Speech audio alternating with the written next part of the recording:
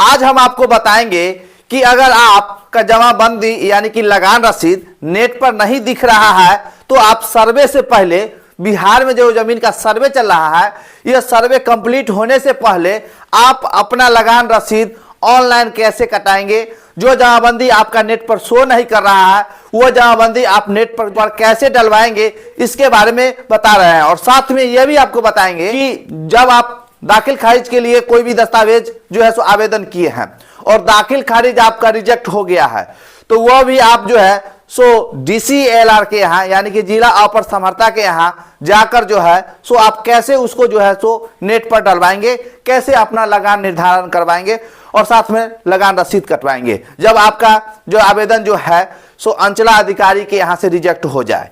तो चलिए यही सब के बारे में हम आपको विस्तृत जानकारी देते हैं। और साथ में जो अभी जमीन का सर्वे चल रहा है और इस सर्वे में जो है सो बहुत सारे लोगों को जो है सो परेशानी आने लगी है कि ऑनलाइन जो है सो आवेदन जो है सो पहले नहीं हो रहा था, तो ऑफलाइन भी लोग बहुत सारे लोग जमा किए हैं, तो उसमें भी कोई दिक्कत नहीं है। जिस तरह से अगर आप ऑनलाइन आवेदन किए थे उसी तरह से अगर ऑफलाइन में भी जाकर जमा कर देते हैं और आपको एक रिसीविंग मिल जाता है, जो रिसीविंग आपको दस्तखत करके जो अमीन होते हैं तो वो आपको जो है रिसीविंग के तौर पर फॉर्म पर दस्तखत करके दे देंगे फोटोकॉपी पे, वो भी एक जो है सो मान्य होता है और आपके पास प्रूफ के तौर पर आता है कि हमने जो है सो फॉर्म जमा कर रखा है। तो इसके लिए जो है आपको घबराना नहीं है कि हम ऑफलाइन में जमा किए तो हमारा जो है सो क्या होगा, ऑनलाइन हम आवेदन नहीं किए, तो इस सबसे कोई मतलब नहीं है। आपका फॉर्म किसी तरह से जमा हो जाना चाहिए।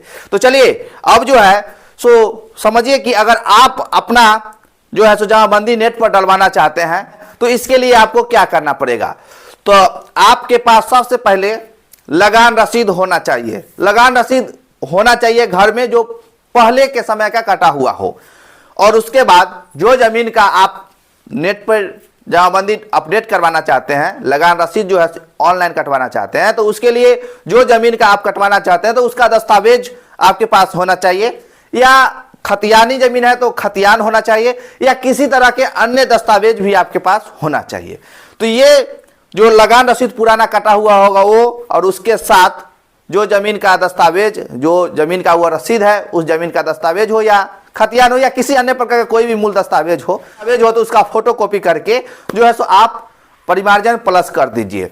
और परिमार्जन प्लस करने के बाद जो है सो आगे की कार्रवाई होगी और जांच होगी और सब कुछ अगर सही होगा तो आपका जो है सो ऑनलाइन रसीद जो है सो कटने लगेगा। अब चलिए अब हम आपको बताते हैं कि जो जमीन आप रजिस्ट्री करवाए हैं और ऑनलाइन आवेदन किए हैं दाखिल खारिज के लिए, और वह जो है सो कुछ दिनों के बाद जो है सो पेंडिंग में रहने के बाद जो है सो वह जो है सो रिजेक्ट हो गया।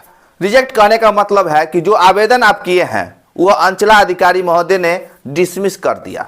तो चलिए वो अगर डिसमिस हो गया तो अब तो आपको अंचला अधिकारी के यहाँ से हर हाल में नहीं होगा वह दाखिल खारिज। जो एक बार नीचे स्तर से रिजेक्ट हो जाता है वो उसका दाखिल खारिज जो है सो पुनः वही अधिकारी नहीं करते हैं। अब उसका दाखिल खारिज आपको कराने के लिए जिला अपर समर्था के यहाँ जाना पड़ेगा, यानी कि DCLR के यहाँ जाना पड़ेगा जो जिला में होते हैं।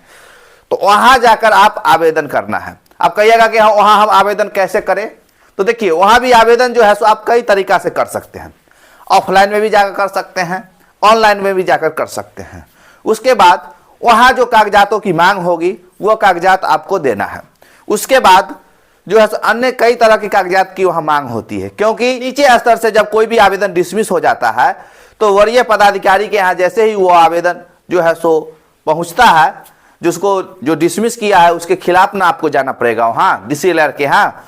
तो वहां जब जाइएगा तो सभी कागजातों को गहन जांच होगी, यानी कि पूरा बारीकी से जांच करते हुए अगर सब कुछ ठीक रहा तो डायरेक्ट जो है सो आपका वहीं से लगान निर्धारण होने के साथ जो है नेट पर अपडेट हो जाएगा जिला अपर समर्था के यहाँ। तो इसके लिए आपके पास सभी कागजात ठोस होना चाहिए। अब कहिएगा सर सभी कागजात में हमको क्या सा चाहिए जिससे हम जमीन रजिस्ट्री करवाएं, वो कागज तो हमारे पास है।